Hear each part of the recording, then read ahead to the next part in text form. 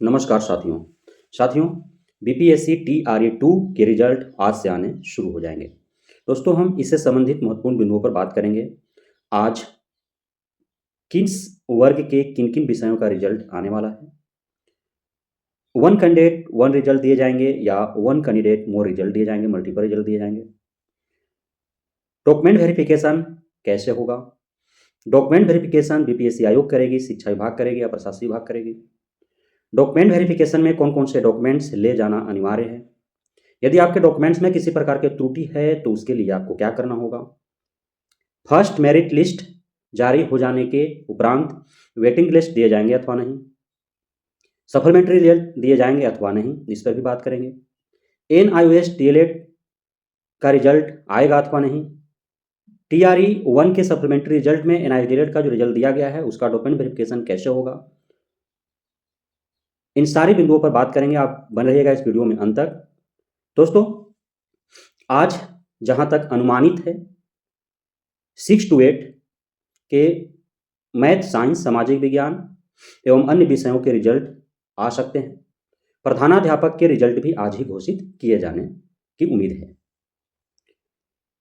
जहां तक बात है वन कैंडिडेट वन रिजल्ट का, तो बीपीएससी आयोग के चेयरमैन ने साफ साफ इससे मना कर दिया कि हम मजबूर हैं वन कैंडिडेट मल्टीपल रिजल्ट देने को, हम वन कैंडिडेट वन रिजल्ट नहीं दे सकते हैं।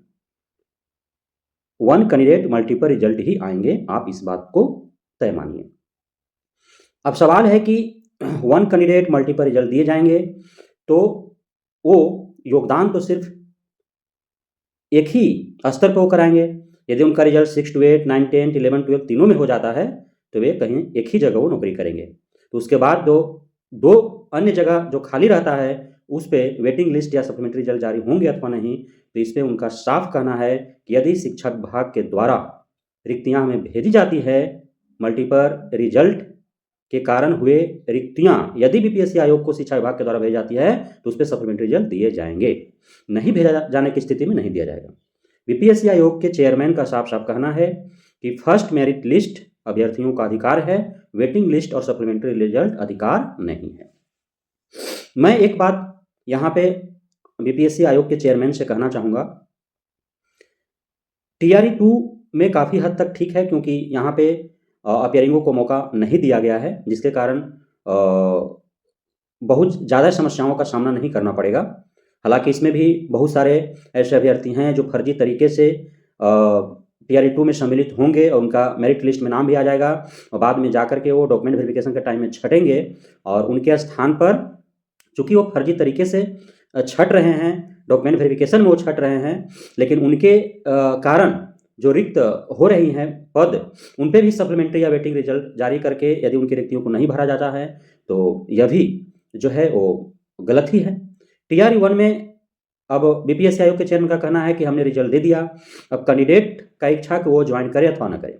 तो हम इस पर एक बात कहना चाहेंगे कि TRE 1 में अपियरिंग को मौका दिया गया था और शिक्षा विभाग भी भली भांति इससे अवगत है, बीपीएससी आयोग भी भली भांति इससे अवगत है, प्रशासनिक विभाग इससे भली भांति अवगत है कि अपियरिंग में से 2, 4, 10 नहीं, 100, 200 नहीं, बल्कि हजारों की तादाद में ऐसे अभ्यर्थी हैं जिनका मेरिट लिस्ट में नाम आ चुका है और वे सीटेट फेल हैं, DLED फेल हैं, BEd फेल हैं, एस्टेट फेल हैं, पता है सबको, और वैसे लोगों को रिजल्ट दिया गया। अब सोचने वाली समझने वाली बात यह है कि इसमें इच्छा की सवाल ही उत्पन्न नहीं होता है, चूंकि उनके पास योग्यता ही नहीं है।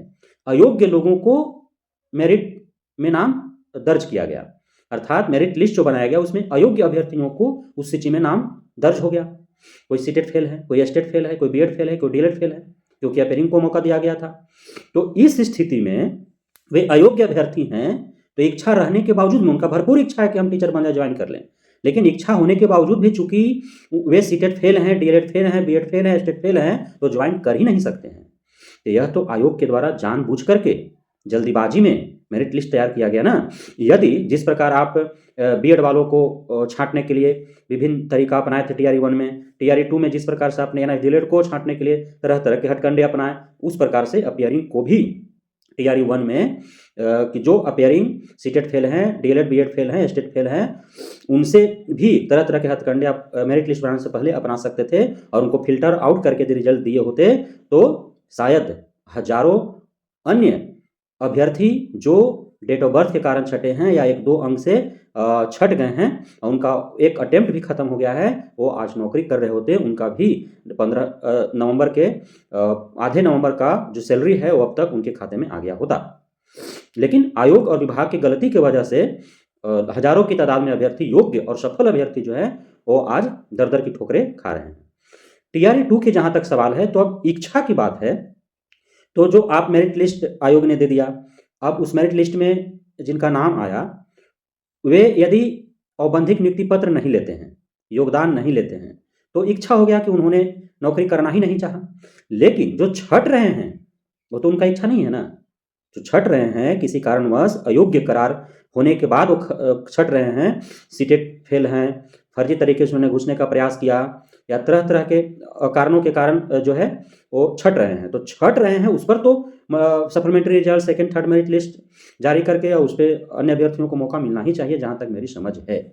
और शायद आप सभी जो भी इस वीडियो को देख रहे हैं वे भी हमारी इन बातों से सहमत होंगे। अब आती है बात, रिजल्ट एक दिन में प्रत्येक स्तर का दिया नहीं जाएगा, क्योंकि 80-90 प्रकार के जो है रिजल्ट बनाने हैं BPSC आयोग को, और एग्ज़ाम भी हुए हैं, वो 7 दिसंबर से शुरू होकर के और अब तक एग्ज़ाम चले हैं। तो पहले जो है 6 to 8 का रिजल्ट दिया जा रहा है, उसके बाद अब निरंतर जो है रिजल्ट दिए जाते रहेंगे। रोज़ आपको BPSC आयोग का वेबसाइट सुबह शाम सोने से पहले और जागने के बाद आपको जो है वो देख लेना है कि क्या कुछ अपडेट है वेबसाइट पर, किनका रिजल्ट आया और किनका अभी तक आने वाला है। उसके बाद डॉक्यूमेंट वेरिफिकेशन का जहाँ तक सवाल है, तो BPSC आयोग अपना स्थिति साफ कर चुका है कि उनका सिर्फ जिम्मेदारी जो है वह परीक्षा कंडक्ट कराना और रिजल्ट घोषित करने तक का है। उसके बाद का जो भी प्रोसेस है वो शिक्षा विभाग और प्रशासन विभाग मिलकर के वो करेंगे। पूरे भर्ती प्रक्रिया में बिहार के शिक्षक भर्ती प्रक्रिया में सबसे अधिक यदि भूमिका है तो वह शिक्षा विभाग का है। डॉक्यूमेंटेशन का कार्य जो है 25 दिसंबर या 26 दिसंबर से प्रारंभ होंगे और वो भी लगातार चलते रहेंगे। जैसे जैसे रिजल्ट घोषित होगा वैसे वैसे डॉक्यूमेंट वेरिफिकेशन का कार्य भी होते रहेंगे। शिक्षा विभाग जो है डॉक्यूमेंट वेरिफिकेशन का कार्य करेगी। जिस प्रकार TRE 1 में BPSC आयोग के द्वारा आपका रजिस्ट्रेशन नंबर या रोल नंबर और उस पर जो उसका वाटर मार्क था, उसी प्रकार से आपको पुनः जो है जिन जिन अस्त्रों का रिजल्ट घोषित होगा उसके तुरंत बाद जो है वेबसाइट पर उनका अपलोड कर दिया जाएगा। आपने जो जो भी डॉक्यूमेंट्स अपलोड किया है उस पर जो है आपका रोल नंबर और वाटर मार्क लग जाएंगे। उसे आप डाउनलोड करेंगे, प्रिंट आउट करेंगे, उसके बाद उस पर सेल्फ अटेस्टेड करेंगे और जो आपके पास मूल कॉपी है आपके घर में उसका भी आप फोटोकॉपी ले लेंगे, उस पर भी आप सेल्फ अटेस्टेड करेंगे। और जैसा कि मैंने पहले भी बता चुका है कि आपको पेपर का फोल्डर फाइल जो होता है रस्सी लगा हुआ, वो आपको 2 लेना है। एक में आपको जो है दोनों का 2-2 कॉपी आपको बनाना है, वाटर मार्क का भी 2 कॉपी और आपका घर में जो मूल प्रमाण पत्र है उसका भी 2 कॉपी आपको ले जाना है। साथ में एक अलग से फाइल लेकर के जाएंगे जिसमें आपका सही मूल प्रमाण पत्र होंगे। आपके मूल प्रमाण पत्र से जो भी अपलोड आपका हुआ है BPSC आयोग के पोर्टल पर ऑनलाइन आवेदन करते समय वो सारे मैच किए जाएंगे। सही होने के बाद ही आपका जो है डॉक्यूमेंट वेरिफिकेशन वेरीफाइड माना जाएगा और उसके बाद आपका जो है वो औबंधिक नियुक्ति पत्र या ओरिएंटेशन उन्मुखीकरण जो पत्र मिला था पिछले बार, वो आपको डॉक्यूमेंट वेरिफिकेशन के बाद जो है वो मिलेंगे। और उसके बाद आपको जो है ओरिएंटेशन में जाना है, यानी कि आपको ट्रेनिंग होगा, औबंधिक नियुक्ति पत्र भी दिए जाएंगे जैसे पूर्व BPSC TRE 1 में आपको देखने को मिला है। तो इस प्रकार आपको डॉक्यूमेंट वेरिफिकेशन जो है आप सभी अवगत हैं कैसे होना है। डॉक्यूमेंट्स में हमने पहले भी बताया है, अब फिर पुनः मैं एक बार रिपीट कर देता हूँ। आपने वो सारे डॉक्यूमेंट्स आपको ले जाने हैं जो आपने ऑनलाइन आवेदन करते समय BPSC आयोग के पोर्टल पर आपने अपलोड कर रखा है। वो सारे डॉक्यूमेंट्स आपको ले जाना हर हाल में अनिवार्य है, आपको लेकर के जाना है। आपका आधार कार्ड हो गया, आप बिहार के हैं तो बिहार का स्थानीय प्रमाण पत्र हो गया, आपका रिजर्वेशन कोटा से है तो रिजर्वेशन से संबंधित आपका प्रमाण पत्र हो गया, नियोजित है उससे संबंधित, फ्रीडम फाइटर के परिवार से उससे संबंधित, एक सर्विसमैन है उससे संबंधित, आप यदि PH हैं तो उससे संबंधित आपको ले जाने हैं। PH कैंडिडेट के लिए जो है वो आपको ध्यान देना है कि आप जो 40% आपका जो है वो दिव्यांगता होना चाहिए और इसकी जांच भी जो है होगा एम्स में PMCH जैसे बिहार के जो बड़े बड़े जो मेडिकल कॉलेज हैं वहाँ पे आपका जो है जांच होगा, आपका जो आपने डॉक्यूमेंट्स अपलोड किया है, जिन शर्तों के आधार पर आपने आवेदन किया है, छूट लिया है, यदि वे फुलफिल नहीं कर पाते हैं तो फिर आपके पर कार्रवाई भी होगी। तो ये पीएच कैंडिडेट को भी ध्यान में रखने की आवश्यकता है। मेरिट लिस्ट की बात है तो मेरिट लिस्ट के कई अनसुने अनजाने ऐसे नियम कानून हैं जिससे आम अभ्यर्थियों को समझ से बाहर होगा। मेरिट लिस्ट जो दिए जाएंगे उसी के आधार पर आपका जो है चयन माना जाएगा और आप डॉक्यूमेंट वेरिफिकेशन के लिए जाएंगे। बिना सोचे समझे यदि कोई सवालिया निशान खड़ा करता है बीपीएससी आयोग पर तो आपको कम से कम 5 साल के लिए आपको प्रतिबंध लगा दिए जाएंगे। कौन कौन से ऐसे कैंडिडेट हैं, किस प्रकार के कैंडिडेट हैं जिन पे 1 से 5 साल के लिए प्रतिबंध लगेंगे और किस पर आजीवन प्रतिबंध लगेंगे, इस पर भी बीपीएससी आयोग ने स्पष्ट कर दिया है। वैसे अभ्यर्थी जो बिना सोचे समझे यदि किसी प्रकार के सोशल मीडिया पर आकर के और आयोग के चरित्र का, कैरेक्टर का धूमिल करने का प्रयास करता है, उस पर 1 से 5 साल के लिए उस पर प्रतिबंध लगा दिया जाएगा। लेकिन प्रतिबंध लगाने से पहले उससे स्पष्टीकरण मांगा जाएगा। यदि जो एलिगेशन अभ्यर्थी के द्वारा लगाया गया है यदि सत्य पाया जाता है तो आयोग सुनेगी, समझेगी और उस पर अमल भी करेगी। लेकिन बेबुनियाद आरोप लगाने वालों पर प्रतिबंध लगाए जाएंगे।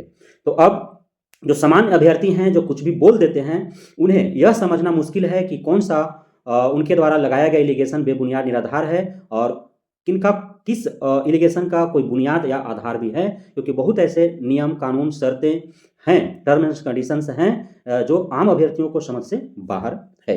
इसलिए सामान्य अभ्यर्थी बोलने से बचें। यदि आपको न समझ में आए तो न बोलें। यदि आप भविष्य जो है सुनहरा चाहते हैं, आप अपना भविष्य उज्जवल चाहते हैं, सुरक्षित चाहते हैं, तो वैसे अभ्यर्थी जो TRE 1 या TRE 2 में दूसरे को बैठा करके और परीक्षा दिलाने का भरसक प्रयास किया और वे पकड़े गए, या वैसे लोग जो दूसरे के बदले परीक्षा देते हुए पकड़े गए, तो उन्हें आजीवन प्रतिबंध लगा दिया गया। बीपीएससी आयोग के किसी भी परीक्षा में, सिर्फ TRE ही नहीं, सिर्फ शिक्षक भर्ती परीक्षा ही नहीं, बीपीएससी आयोग के द्वारा होने वाले सभी परीक्षा में आप आजीवन जो है सम्मिलित नहीं हो पाएंगे। किसी भी प्रकार के प्रतिबंध लगेगा तो किसी भी परीक्षा में सम्मिलित नहीं होगा। बीपीएससी आयोग के अन्य परीक्षाओं में आप सम्मिलित होंगे। उसके बाद जो है आपका डॉक्यूमेंट वेरिफिकेशन के बाद यदि डॉक्यूमेंट वेरीफाइड हो गया तो आपको ओरिएंटेशन लेटर दिया जाएगा। ओरिएंटेशन के लिए ओरिएंटेशन होगा, उसके बाद औपबंधिक नियुक्ति पत्र दिए जाएंगे। औपबंधिक नियुक्ति पत्र दिए जाने के बाद आपका योगदान होगा और फिर आप जो है बीपीएससी कैडर में सम्मिलित होंगे और आप बिहार के शैक्षणिक पिछड़ेपन को दूर करने के लिए एक कटिबद्ध और प्रतिबद्ध शिक्षक के रूप में आप तैनात कर दिए जाएंगे। तो ये महत्वपूर्ण बातें थे बीपीएससी TRE 2 से संबंधित। आप सभी आज 22 दिसंबर से ही बीपीएससी आयोग के पोर्टल को सोने से पहले और जागने के बाद देखना प्रारंभ कर दें। लगातार कुछ न कुछ अपडेट आते रहेंगे। NIST DELED से संबंधित प्रमुख बात यह है कि अब NIST DELED को जिस प्रकार से TRE 1 में बीएडधारियों के रिजल्ट को अंतिम स्थिति में आकर के रोक दिया गया था सारे प्रक्रियाओं करने के बाद, उसी प्रकार NIST DELED के कैंडिडेट्स का भी रिजल्ट को रोक दिए जाने की सूचना जारी कर दी गई है। अंतिम स्थिति में सारे सकारात्मक पहलू अपनाए जाने और सकारात्मक कदम उठाए जाने के बावजूद अंततः आयोग ने नोटिस जारी कर दिया है कि वह माननीय सुप्रीम कोर्ट के 28 नवंबर 2023 के फैसले को मानने के लिए कटिबद्ध है और NIST DELED का परिणाम रोका जाएगा। लेकिन भविष्य में यदि NCTA गजट जारी कर देती है 18 महीने और 24 महीने के DELED को इक्विवेलेंट करने से संबंधित, फ्रेश रिक्रूटमेंट में शामिल करने से संबंधित, या सुप्रीम कोर्ट या अन्य कोई सक्षम न्यायालय के द्वारा इसी से संबंधित यदि इससे इतर कोई फैसले आते हैं तो फिर NIST DELED को जो है वो शामिल किया जाने की संभावना है।